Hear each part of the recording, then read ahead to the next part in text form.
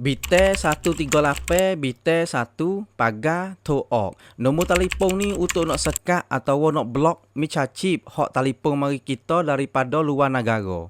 Sekarang lo ni ramai micaci mari tipu hak kita tu dengan beberapa cara Dia pun jadi upgrade tu juga untuk nak menipu Ngaji ye tu ada juga lah hak dia tu untuk nak pihak nak tipu jadi mudah percaya tu tu dia. Nombor telefon hak saya royak saat ni tu boleh buat pakai lah.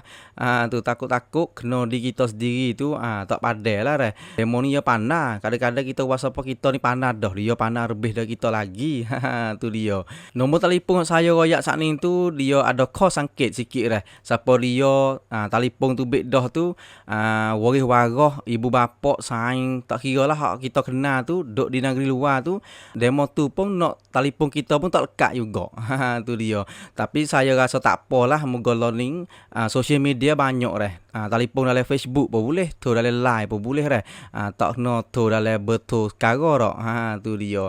Tu siapa dia rasa tak ada pedah video ni ambil share untuk saudara kita tahulah. Saya rasa beramai lagi nombor telefon ni hok saudara kita tak tahu share untuk pakak-pakak tahu tu baik beringat belum pada kena tu pongkan di kuake tu dia. Okey, wassalam.